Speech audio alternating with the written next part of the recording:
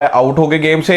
Obviously अब तो justice Aminuddin नीचे बन जाएंगे, जैसे याहिया अफरीदी ऊपर आ गए, वो मिला रहे हैं, ब्रीफिंग्स भी ले रहे हैं, सारी कुछ तो सेटिंग शूटिंग हो गई है। तो ये जो कुर्बानी दी जस्टिस मंसूर अली शाह ने, जस्टिस मुनीब अख्तर ने, रिजाइन करके घर भी नहीं गए, अब बैठे रहेंगे तो क्या होगा? इसका मतलब क्या होगा? क्या इसका मतलब ये समझा जाए कि गेम इज ओवर? तो बहुत सारे सवाल हैं। खैर, बहुत सारी चीजें आपके सामने रखता हूं, लेकिन उससे पहले मैं एक चीज आपको बता दूं। तैयारी पकड़िए, सीट बेल्ट बांध लीजिए, क्योंकि वो रोलर कोस्टर राइड शुरू होने वाली है। सुप्रीम कोर्ट से बहुत बड़ी बड़ी खबरें इंतजार कर रही हैं। उसकी क्या वजह है? उसकी वजूहात ये है कि नाज़रीन किराम, the game is not over, the game is on. एक खबर यहां से। दूसरी खबर नाज़रीन किराम अडयाला से है। आपको याद होगा कि जब जनरल बाजवा के लिए वोटिंग हुई थी, उसके बाद फिर पाकिस्तान मुस्लिम लीग नून के लिए चीजें आसान होना शुरू हो चुकी थी, क्योंकि उन्होंने सेटिंग की थी। इमरान खान ने तो सेटिंग नहीं की है, लेकिन देखें ना, एक एक्सट्रीम स्टेप होता है, उस एक्सट्रीम स्टेप के बाद फिर चीजें आपको नीचे लेके आनी पड़ती है ना। आपने जो करना था कर लिया, अब आगे क्या? तो पहली अच्छी खबर यह है अडयाला से कि बुशरा बीबी रिहा हो रही है, और वो तमाम भोंपू एंकर्स जो कि किराए के तर्जुमान है, वो बैठ के बता रहे हैं कि बुशरा बीबी के ऊपर और कोई मुकदमा नहीं होगा, वो कल रिहा होकर अपने घर चली जाएंगी, बाहर पुलिस नहीं खड़ी होगी, उनको दोबारा गिरफ्तार नहीं किया जाएगा। मुझे लगता है कि पिछले कुछ अरसे में मिलने वाली ये सबसे बड़ी खबर है। दूसरी बड़ी खबर जो भोंपू बता रहे हैं वो ये है कि इमरान खान से 26 तारीख के बाद रेगुलर मुलाकातें शुरू हो जाएंगी। जिस तरह से मुलाकातें उनसे पहले हो रही थी, यानी कि इसका मतलब ये हुआ है कि ऊपर थोड़ा सा दोबारा से सोच में तब्दीली आई है, और सोचा गया कि हाँ ठीक है, जो कुछ करना से कर लिया है, हुन ठीक है, उनकी की तरह है। लिहाजा इमरान खान को थोड़ा सा अब रिलैक्स किया जाएगा, और बहुत सारे लोग तो जो भोंपू हैं वो तो डील का नाम दे रहे हैं। इनफैक्ट फैसल वावड़ा साहब ने बैठकर ये खबर दे दी है, रावी ने ये खबर दे दी है। रावी तो उन्होंने ये कह रहे हैं कि रावी ने तो ये भी कहा है कि आप इसे क्या समझे, आप इसे डील भी समझ सकते हैं। और फैसल वावड़ा ने कहा है कि बस कोई ना कोई सेटलमेंट हुई है, और उसका वो इशारा कर रहे थे खास तौर पर गंडापुर की तरफ के। गंडापुर ने वो जो वापस गए और वहां से जो उन्होंने वापसी का रास्ता इख्तियार किया, उसका नतीजा अब ये निकला है कि बुशरा बीबी को रिलीज किया जा रहा है, और इमरान खान के लिए चीजें थोड़ी सी सौखी हो रही है। चलें, इसका भी तिया पाचा करते हैं, इसका भी पोस्टमार्टम करते हैं, ये क्यों हो रहा है, किस तरह से हो रहा है, इसके पीछे क्या खबर है। लेकिन सबसे पहले ऑब्वियसली सुप्रीम कोर्ट। रात गए तक नाज़रीन किराम, मुझे सोर्स ने बताया, और बड़ा क्रेडिबल सोर्स जिसकी खबरें हमेशा दुरुस्त होती हैं और जो बहुत करीबी है जजेस के, मुझे सोर्स ने बताया कि जस्टिस याहिया अफरीदी कभी भी जस्टिस मंसूर अली शाह के साथ धोखा नहीं करेंगे, आई एम टेलिंग यू। तो मैंने कहा ठीक है, देख लेते हैं, और सही है, ऐसे ही होगा। I was so sure about it कि जस्टिस याहिया अफरीदी जो है वो धोखा नहीं करेंगे। आज सुबह नॉमिनेशन हो गई, और फिर वो ब्रीफिंग्स हो गई, काजी फाइज ईसा साहब ने मेल मुलाकातें शुरू कर दी, और इधर उधर ये सारा कुछ होना। मैंने फिर दोबारा सोर्स को कॉल की, मैंने पूछा पहिया है कि करा रहे हो ये सब कुछ क्या हो रहा है?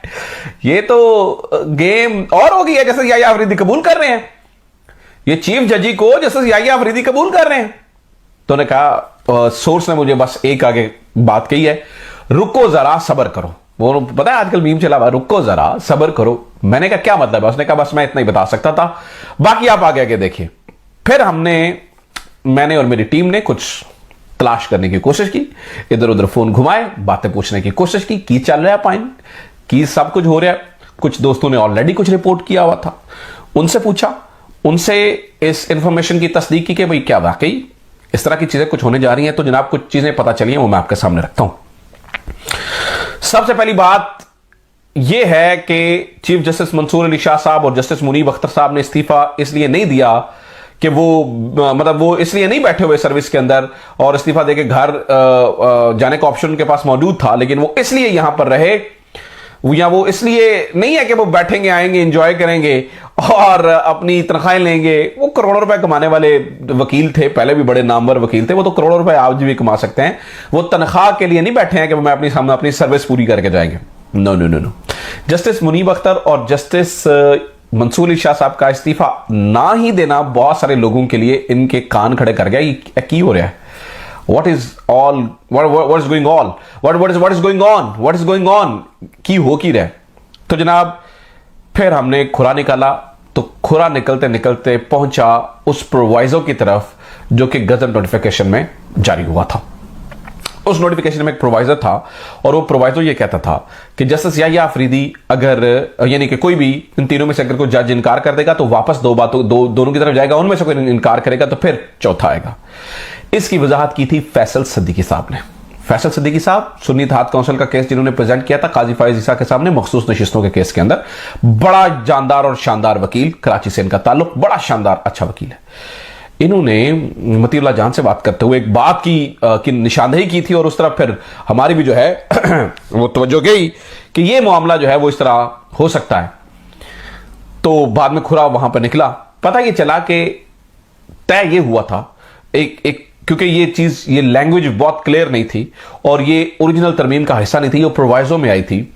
तो वो अगर मिसाल है याहिया अफरीदी साहब को बनाया जाता और याहिया अफरीदी साहब इनकार कर देते और फिर कोई हुकूमती वजीर आके कहता नहीं नहीं इसका मतलब ये तो नहीं है कि ऊपर दो जाएगी, ये तो गलत बात है, वो चौथे की तरफ जाएगी, तो आपके पास से चीफ जजी भी जाती।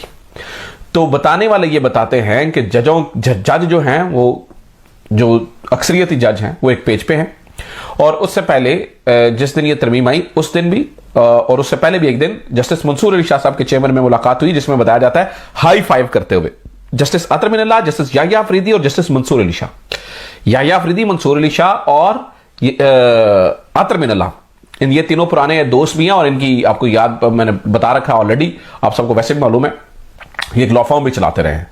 तो ये हाई फाइव करते हुए निकले और फिर बताने वाले कुछ रिपोर्टर्स ने यह भी रिपोर्ट किया कि फिर एक मुलाकात अक्सरियती जजेस की याहिया अफरीदी के चैम्बर में भी हुई इस तरमीम से पहले। तो बताने वाले ये बताते हैं कि शायद ये डिसाइड हुआ, चूंकि ये जो लैंग्वेज है ये बड़ी ही कंफ्यूजिंग है और इससे चालाकी की जा सकती है। हो सकता है कि याहिया अफरीदी साहब मंसूर अली शाह साहब के हक में दस्तबरदार हो और वहां से क्या हो कि ये चीफ जजी दे दें अमीनुद्दीन खान साहब को। इनका क्या जाता है और किसके पास अगर इस मामले को किया जाता तो गलत लम्हा पै जानी सी, क्योंकि चीफ जस्टिस तो तब्दील हो चुका होना था और चीफ जस्टिस अमीनुद्दीन खान ने बन चुका होना था। तो फिर ये मामला किसके सामने जाके जो है ना वो आप रखते या कौन इसको देखता या कौन इसके ऊपर अपील सुनता? कोई भी ना सुनता।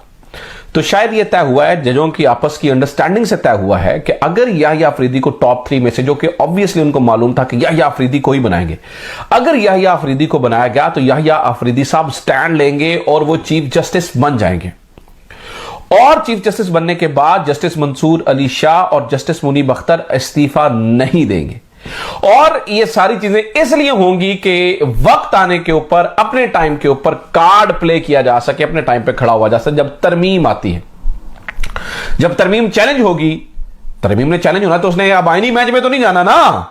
आईनी बेंच के खिलाफ अपील आईनी बेंच कैसे ही सुन सकता है? यानी कि एक आईनी बेंच के खिलाफ अपील है तो वो आईनी बेंच ही सुन लेगा, ऐसे थोड़ी होगा। तो तरमीम पूरा हो सकता है फुल कोर्ट बने या क्या सिलसिलाकार हो, तो वो इख्तियार किसके पास होगा?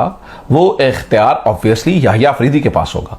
लेकिन एक मिनट के लिए सोच के देखिए कि अगर यहां पर अमीनुद्दीन खान साहब होते तो फिर गेम किस तरफ जाती, क्या चीजें होती, क्या प्रोज क्या कॉन्स होते।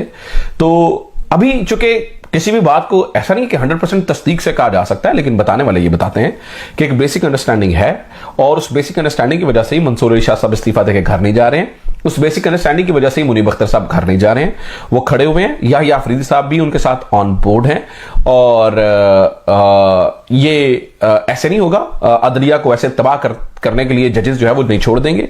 जज खड़े होंगे, जजों के कांधों के ऊपर ये रिस्पॉन्सिबिलिटी आ चुकी है कि ये जो एक आइन को बुनियादी ढांचा हिला देने के लिए। अच्छा, मैं कल से देख रहा हूं बहुत सारे लोग जो है ना वो कह रहे ओ जी देखे ना जी फौज में भी तो टॉप 3 में से या टॉप 4 में से या टॉप 5 में से सिलेक्ट होता है, वहां पे तो भाई देखें फौज एक आईनी इदारा नहीं है, फौज एग्जीक्यूटिव के अंदर आती है। जुडिशरी एक आईनी इदारा है, यानी कि 3 पिलर्स ऑफ द स्टेट होते हैं। हमने हमेशा सारी जितनी पॉलिटिकल साइंस की किताबें पढ़ी उनमें से हमेशा यही पढ़ा कि किसी भी स्टेट के जो है ना वो 3 पिलर ऑफ स्टेट्स हैं, पिलर्स ऑफ स्टेट हैं। नंबर 1 एज मुकन्ना, जिसे आप जो है ना वो कानून साजी करने के लिए इस्तेमाल करते हैं। नंबर 2 आपकी ये एग्जीक्यूटिव जो कि उस कानून को इंप्लीमेंट करवाती है और नंबर 3 जुडिशरी जो कि कानून को रिव्यू करती है। ये तीनों जो है ना वो इंडिपेंडेंट पिलर्स हैं। ऐसे नहीं हो सकता एक पिलर को आप छोटा कर दें ठीक है, और पूरे का पूरा फिर इमारत ही टैप आवेगी ना, ठीक है। तो इन जजों के कंधों के ऊपर ही अब रिस्पॉन्सिबिलिटी आ चुकी है, तो लिहाजा गेम हो चुकी है दिलचस्प और मजेदार और बहुत ही इंटरेस्टिंग, ठीक है। तो the good time is coming, let's see what will happen. अच्छा चलें, यहां पर तो जो कुछ होगा वो होगा। अडयाला से ये खबर मेरे लिए तो बहुत हौसला अफजा है कि बुशरा बीबी को रिहाई मिली है, और इमरान खान के लिए भी चीजें थोड़ी सी रिलैक्स होनी चाहिए। ठीक है यार, मतलब चलती रहेंगी ना सारी चीजें साथ साथ, इनका बाहर तो आना जरूरी है ना। अब तो बहुत सारे लोग अभी से प्रोपेगेंडा करना शुरू हो गए हैं, और जी पीटीआई बुशरा बीबी की आज जा रही है और ये हो रहा है। और भाई बुशरा बीबी ने अपनी वफादारी निभाई है इमरान खान के साथ, बुशरा बीबी खड़ी रही है इमरान खान के साथ, बुशरा बीबी ने करके दिखाया है। तो बुशरा बीबी, वो जो कहते हैं ना, वो जो जब जी ये भागने वाले होंगे तो सबसे पहले बुशरा बीबी का नाम आएगा, भाई नहीं, वो खड़ी रही है वो औरत, और वो डट के खड़ी रही है, और उसने इमरान खान का साथ दिया है। सो लिहाजा मुझे लगता है कि बड़ी और अच्छी खबरें हैं पीटीआई के लिए, खासतौर पर बुशरा बीबी का निकलना अडयाला से, ये काफी बड़ी अच्छी खबर है, और इमरान खान से मुलाकात। अब जो दिल कहे आप इसको जो दिल कहते रहें, लेकिन it's a very very positive news, बड़ी हौसला अफजा खबर है।